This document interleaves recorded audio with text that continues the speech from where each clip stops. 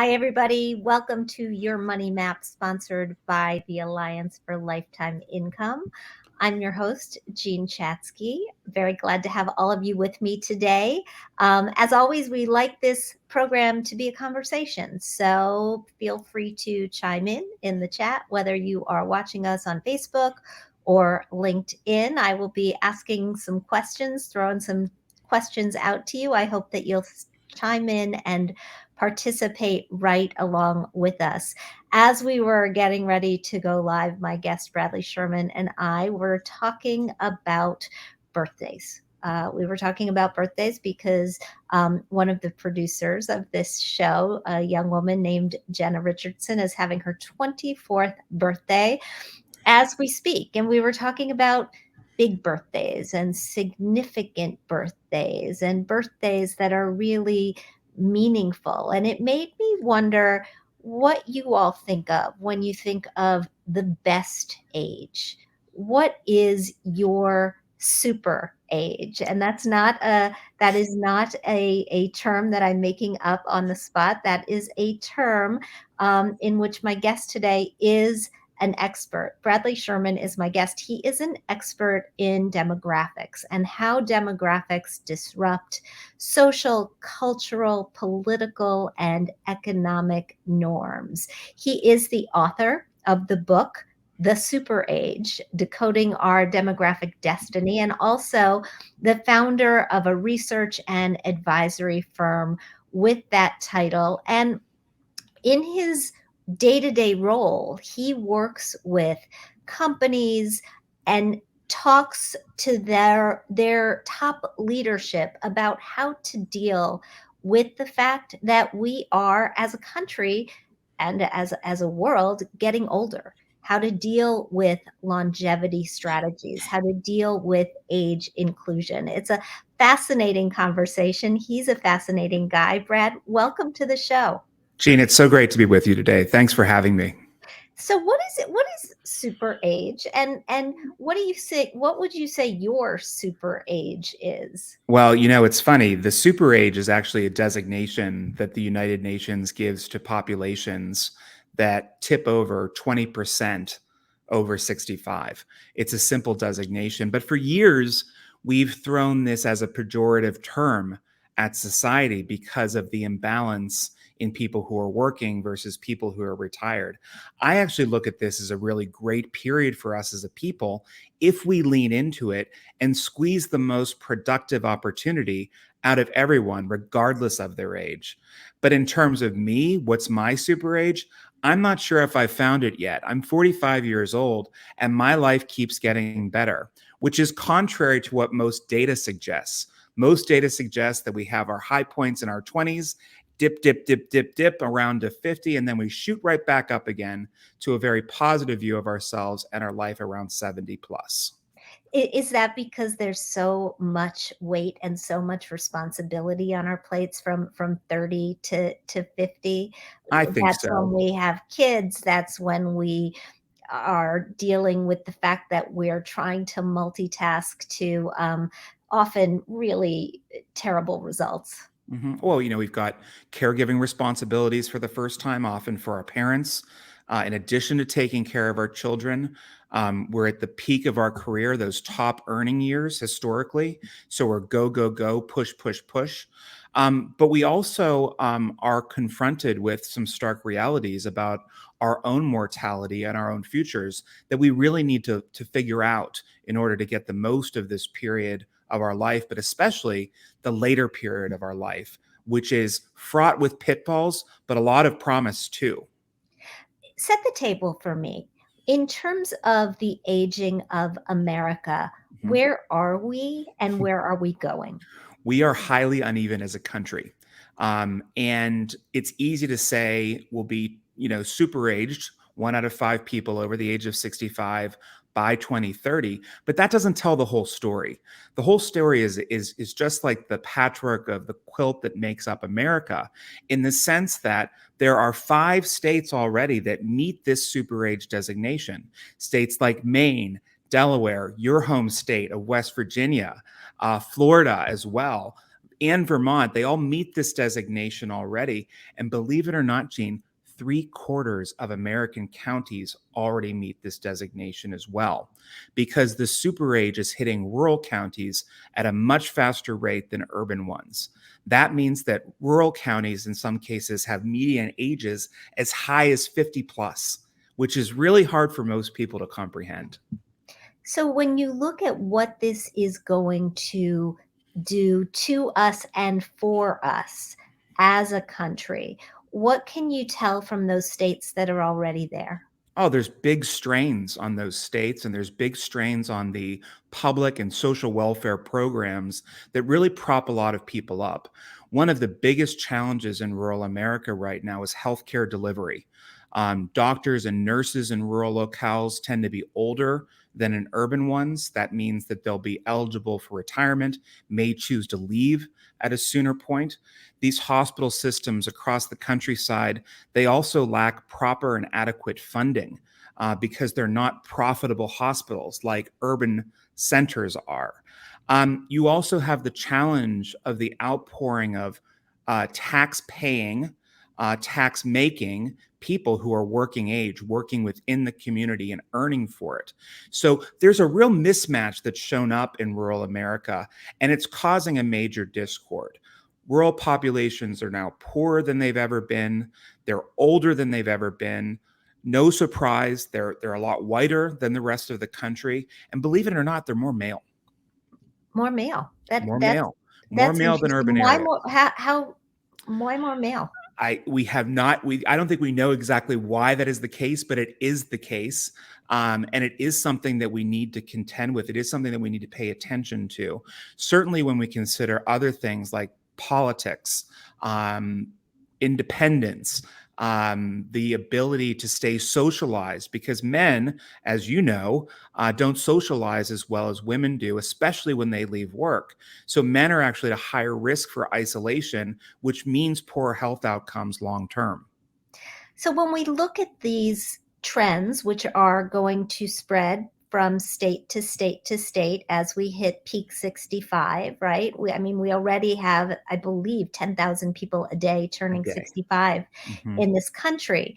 Um, as we look ahead, how do we keep our economy on the rails Mhm. with all of these headwinds coming our way?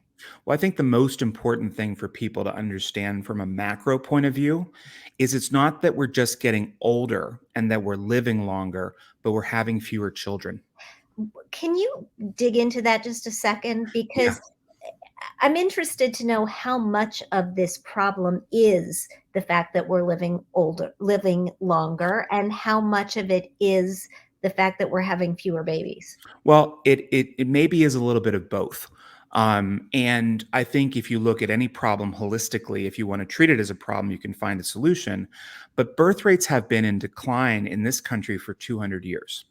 And we don't have a clear grasp of the birth rate decline because most of us grew up in the era of the boomers. And the boomers were a blip on our radar. 76 million people born into our population, the vast majority of which survived into adulthood, and many still continue to work today. But because of our ages and because of our outdated thinking, we've pushed them out. We've either encouraged them to retire before they should, or we've forced them into redundancy. Now, in previous years, this would have been fine because we had the millennials, this big group of people right behind them that Right. could fill those slots. But guess what? Gen Z is sizably smaller. Gen Z looks a lot more like Gen X than the millennial generation. And believe it or not, Gen Alpha, that group that follows Gen Z, the youngest of the young, they're actually smaller. Year on year, the birth rates have declined. And 2020 was our lowest birth rate on record. We don't have kids during bad economies. So we're talking about birthdays, we're talking about getting older. It takes about 25 years, 26 years if you follow the law, to build a fully functioning, fully capable human being in our society. That means that this demographic reality doesn't get better anytime soon. It actually gets a lot harder for us to work with because there will be fewer working age people. So we need to extend working opportunities to older people. We as individuals need to commit ourselves to staying employed longer, not just because it's good for our pocketbooks, but it's also good for our health. I am talking with Bradley Schurman. He's the author of The Super Age. As you join us, if you've got any questions for Brad about these really interesting topics and how they are going to impact us for generations to come, please go ahead, put them in the chat. We'd love to hear from you. Love to hear where you are, how old you are, just to throw some color into this conversation. When we look, Brad, at expanding the working opportunities for older people, I mean, we talk a lot on this show about the definition of retirement and how retirement is changing and how people in many cases want to continue to work Mm-hmm. into their mid later 60s, even early 70s. How do you see this happening, and what have you learned from the experiences of other countries that have Mm-hmm. already tackled this? Well, it's really market demand that's going to drive us more than anything else. We have a demand for workers. We need to fill positions, and businesses will find those workers because they'll be forced to. If they don't find those workers, regardless of their age, they'll ding their operational efficiency. They'll struggle to maintain cohesion within the workplace. Things really could go off the rails quite quickly. But there's a positive note here. The 20th century was really an exception to the rule of humanity.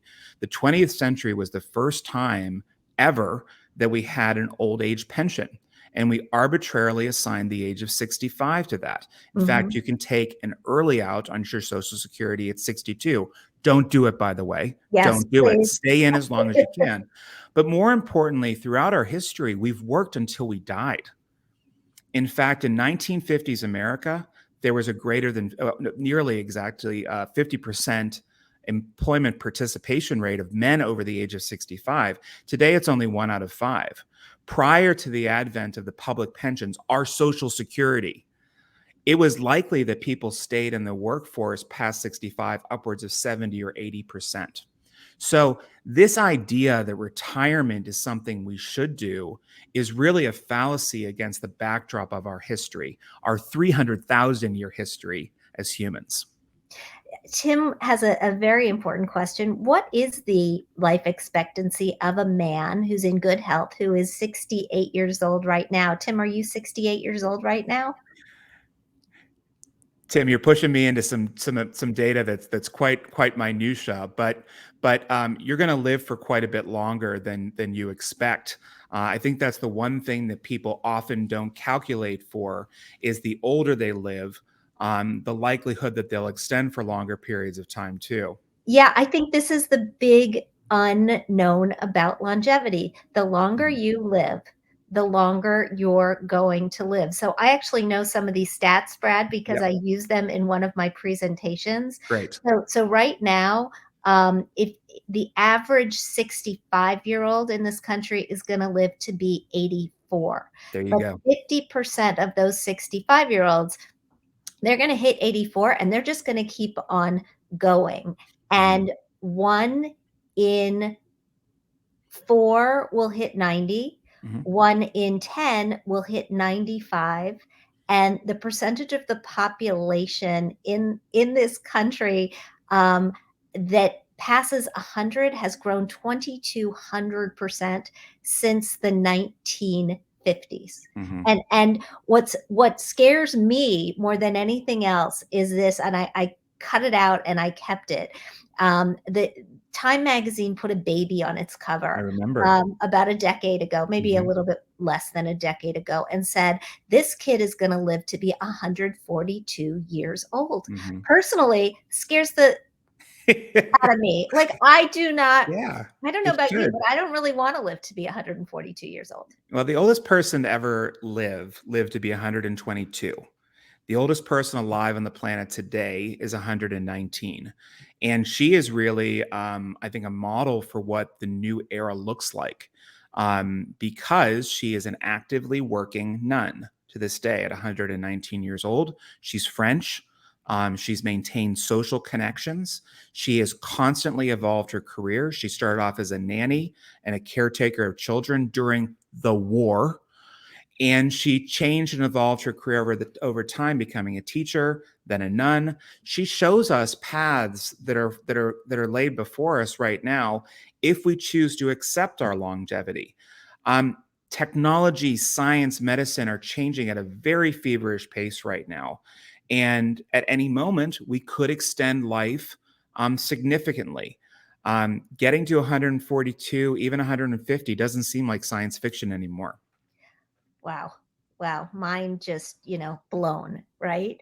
But I think if we're going to head in that direction, we need strategies, right? We Mhm. need financial strategies. We need health related strategies because we have to make sure that in both of those categories of our life, things are actually staying on the rails, that we're not running out of money, Mhm. that we're not um, layering on chronic diseases that are going to make those additional years that we get painful Right. ones. So I know that you've got a um, a 5-part plan or Mhm. 5 things that you think that as we head into our longevity, we really need to be thinking about in order to keep ourselves um, in line and on track. Can we go through them one by one and Sure, really sure, unpack sure, them? sure. Yeah, the first and foremost thing is that we as human beings have a really hard time visioning our future. We have a very hard time seeing ourselves 10, even 20 years in advance. So these suggestions go into what you can do today as an individual to make sure that your life is ready for tomorrow. One of the first and foremost things you can do is think about the space that you're in. Many of us who are watching this show today, participating in this show today, are in or at middle age, if I'm not mistaken. It's during these years that we tend to make middle-aged people tend to spend the most on home renovations. Mhm. So it's during this period that you should really consider how to rethink your space for your future needs. Now, I'm not suggesting that you put in a grab bar to your shower right now. I don't think that that's necessary. I don't think that it's necessarily to put a ramp into your home, especially if you're not using a wheelchair. But having these considerations in place to say to yourself as a rational actor, is this home going to work for me? I'm in an 1895 a Victorian home in Washington, D.C., and I know for a fact this home will not work for me when I'm older. So I need to think of a strategy to get out at some point or to rebuild part of the space so it works for me when I acquire disability over time.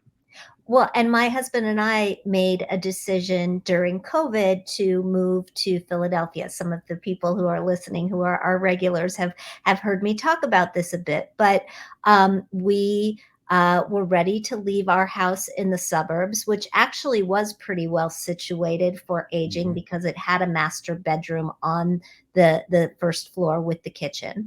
But as we started looking for places to live in Center City, Philadelphia, we were either looking at apartments in apartment buildings or we were looking at Philadelphia's very, very vertical row homes, Right. townhouses. And I was all for the townhouse. I wanted a Sure. back door where I could let the dog out in the morning in my pajamas without having to worry about being seen by the neighbors.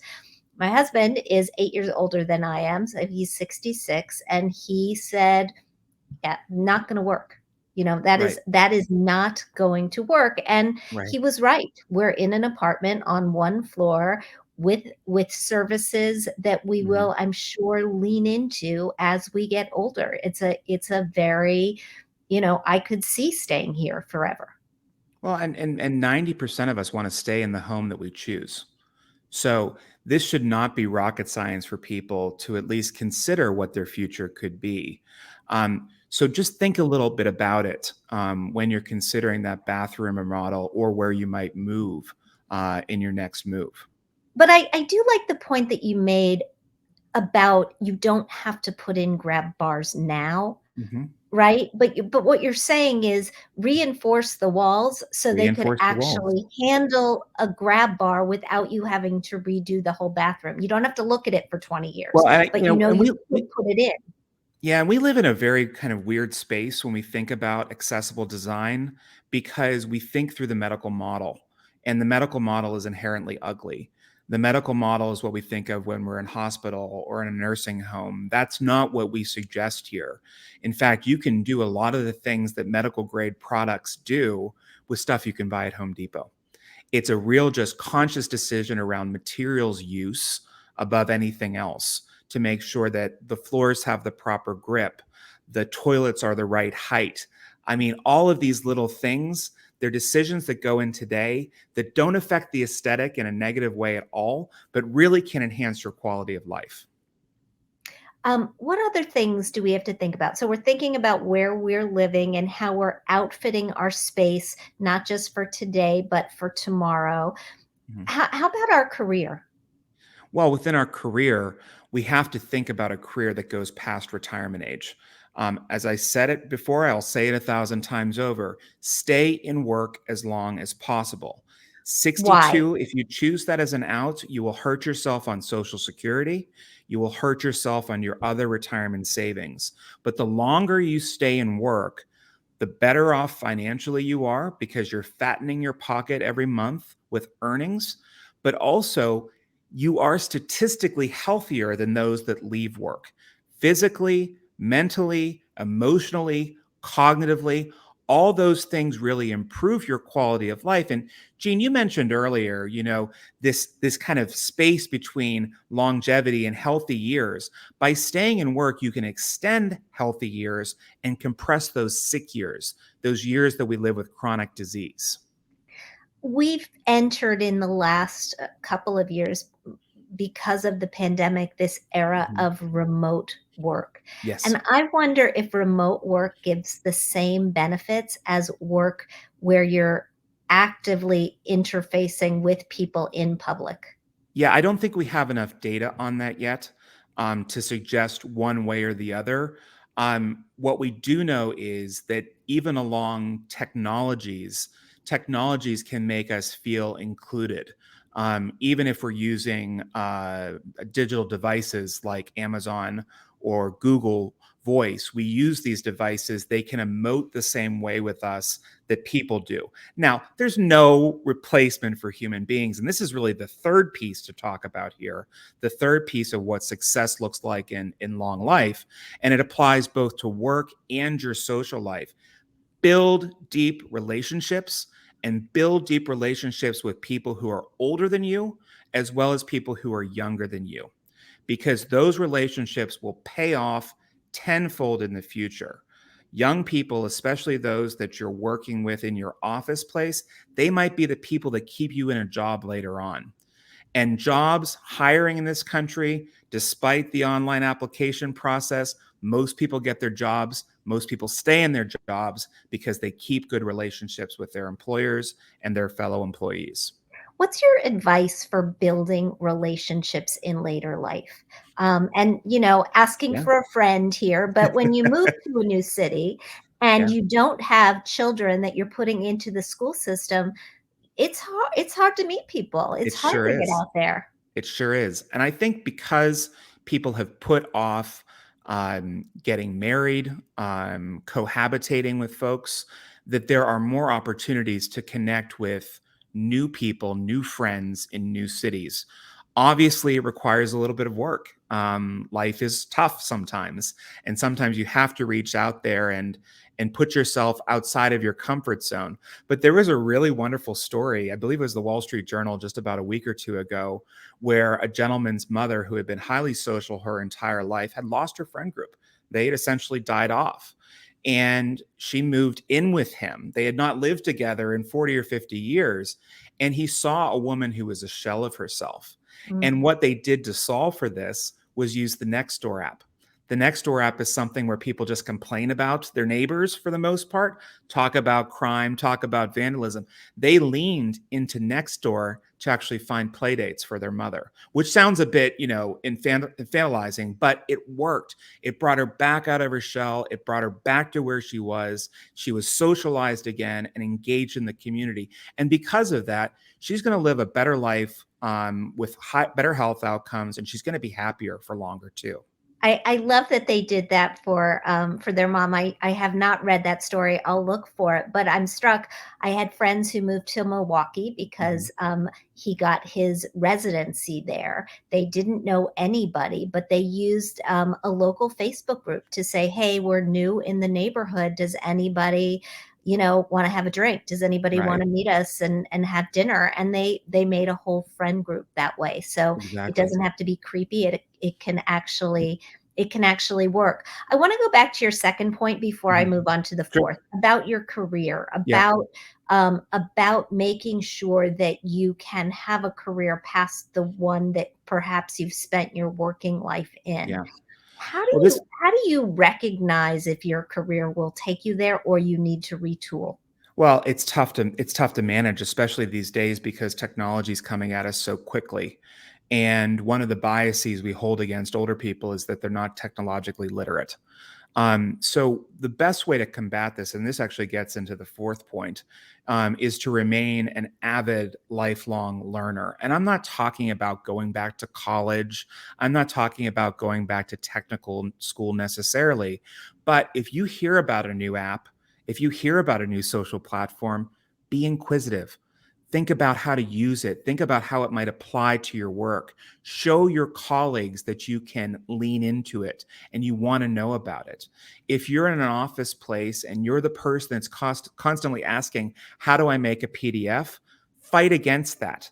Fight against that. Either have somebody teach you, perhaps a younger person, or get onto YouTube.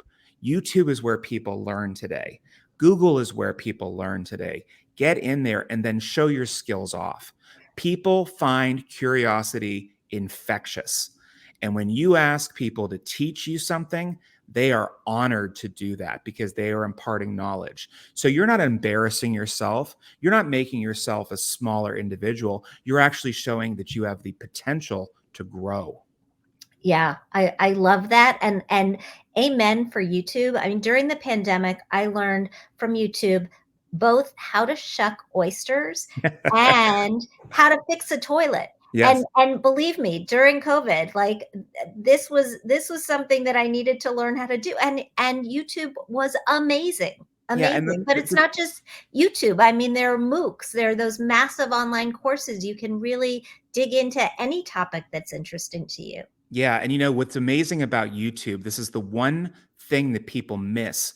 YouTube is universally used amongst all age groups. Wow. TikTok is for Gen Z. Instagram is for millennials and some of Gen X. Facebook has really become the boomers platform. YouTube is the place where everybody shows up. We are all learning there. We are all sharing there. Yeah. Yeah, absolutely. Okay. So we covered thinking about our career. We've covered meaningful relationships. We talked about our homes. We're left with our health, We're right? left with our health, both financial and physical. And the financial health piece is one that is constantly elusive to people because we are always embroiled in short term thinking. Whatever you can do today, if you are in an employer or if you are with an employer that offers a 401k, max it out. Max it out whenever you can at every turn. I'm not asking you to cut out your coffee every day. You won't even know you can buy the coffee if the money's going straight into the bank. And that 100%. money builds over time. Remember, there's a multiplier effect in the positive that grows money. There's also a multiplier effect that's a negative too, meaning you're further out of reach of having really reliable lifetime income if you don't make those little adjustments today. On the physical well being part, this is the one we all struggle with because we all can put off the gym or hopping on the bike, maybe lifting the weights. But the little changes that you can put into your life here and there can really up the ante for how your success is measured long term. Take the stairs, Mm. walk to work one day a week. Um, just think about those tiny little adjustments, and they can really have an outsized impact on your overall health. I know that this is not one of your 5, but I'm wondering if it should be. Okay. Should pets fit into the equation? Should I mean, I'm thinking about the things that keep us young and keep Mhm. us engaged and keep us healthy, and, Mhm. just so far today, my dog got me outside. He got me, to meet another friend with a Mhm. dog to go for a walk. Yep. I'm just and it's company for those of us who feel like we're missing it. Yeah, pets are an essential component to a good life. There's no doubt about that. They get us out there walking. They force us into socialization. My little dog Edie, which is snoring behind me on the sofa here, Edie was an essential component, I think, of my mental well-being during the pandemic, and continues to be today. She gets me out on the street. She gets me walking for at least 2 miles a day, and I meet people. And Mhm. those relationships all build into those 5 points. Those healthy behaviors build into those 5 points. But yeah, a pet is a great thing if you can do it. How much of this is effort and how much of this is habit? Well, habit is requires some degree of effort, because as individuals, if we have bad habits, we have to force change upon us, and that is not something that is easily done. Change management, changing our behaviors within organizations, can take 5 to 10 years. With individuals, it might be a little bit less, but you still have to commit to a period of time of change. And there's always the chance that you could slip. There's always the chance you could slip. Look at people who maybe suffered with alcohol abuse or drug abuse or smoked. They can slip very easily back into those habits if they do them again. The same goes with diet. The same goes with lack of exercise. The same goes with resting on your laurels within a company. Don't do it. Remind yourself time and time again that you're hurting yourself for tomorrow. What strikes me most about this whole conversation is there's not a thing that you've brought up, despite these massive demographic changes going on around us, that is really outside of our control.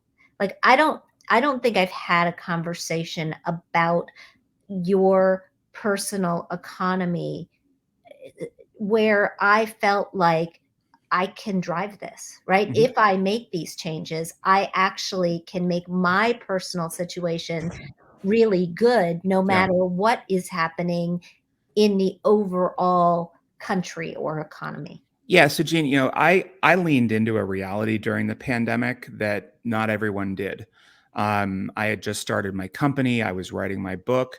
It felt like the world was falling apart outside my front door, whether it was COVID or politics or BLM.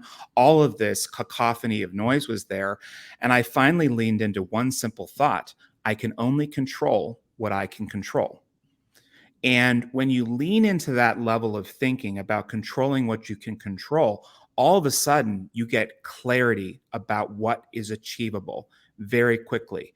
When you stop listening to the noise, to the 24-hour news cycle, sometimes to the hourly news cycle now, when Yeah. you break free of that, when you go back to the way things in some cases were, long form journalism, picking up a book from time to time, actually taking ownership of your own decisions, that is beyond liberating and exciting. And I think for me, it showed me that my future can be really great. And that's why at 45, rather than feeling like the world is collapsing around me like I should feel, I feel like the world's my oyster. So crystal ball it for us. Hmm. Look out 10, 20 years Yeah. into the future. How have we done? Well, it depends on how you measure. I think if you're measuring from a social welfare point of view, systems that we've become accustomed to, like Social Security, like Medicare, are going to come under incredible strain. But I'm a big believer in economics at the end of the day. I believe that, especially with labor, when businesses need workers, they adapt to the workers' needs. And we're seeing this post-pandemic already. Because of our demographic reality, it laid the groundwork for the Great Resignation, which has consumed us for over a year now. The term quiet quitting, which is essentially employees putting guardrails on their employers so that work doesn't bleed into their personal time, is something that we have accepted now as part of the workplace. We're starting to see salaries increase. We're starting to see benefits increase again since the 1950s, really, when we saw the most robust private savings vehicles, benefits coming from employers. And I only see that getting better. So we might actually be entering a golden era for us, despite what some of the red lights on the board are flashing, that Social Security is in trouble, Medicare is in trouble. These benefits are getting to a point where businesses have to do it in order to survive. It's a survival mechanism more than anything else. I love the idea that we are coming into a golden age. And I think remembering for those people who are watching us that because you've got such a shot at increased longevity, you just have to make sure that financially you are doing what you have to do in order to provide for that. Whether it's, as Brad said, delaying Social Security, funding your 401k, thinking about how you are going to provide yourself with a retirement paycheck, perhaps in the form of an annuity that lives as long as you do. Yep. But with all of those things in mind, and with your eyes on your health, I'm feeling a lot better coming out of this conversation, Brad, than I felt coming in. Well, we've got, every time we've taken a leap forward, we've added a life stage to the way we live. My grandparents lived a 4-stage life. They were kids, adults, retirees, and then old. My parents, a 5-stage life. I'm in a 6-stage life because I see this super age period emerging between traditional adulthood and traditional retirement. And people that are my parents' age now are living and working well into their 70s. They're happier and healthier and better connected than ever before. They're active consumers. They're active in their communities. And that's something to look forward to. I'm not looking forward to, I don't see the nursing home on my horizon. It's just not coming anytime soon. I've got a lot of excellent life to live, and so do most of the people on this call. Bradley Schurman, the book is The Super Age. Tell us where we can find out more about you and your work. You can find me at thesuperage.com. I'm active on LinkedIn, on Facebook, and Twitter. But reach out to me at thesuperage.com. You can buy the book at Amazon, Barnes & Noble, or any one of the national or local retailers. Thank you so much for being here. Thanks, Jean. It was great being here with you today. And for anybody else who's looking for more information, perhaps on how to find a financial advisor to help you get through your super age, you can get more information at our website. It's protectedincome.org/Schurman. Thanks, Brad. See you soon. Thanks very much. Bye-bye. Bye, everybody.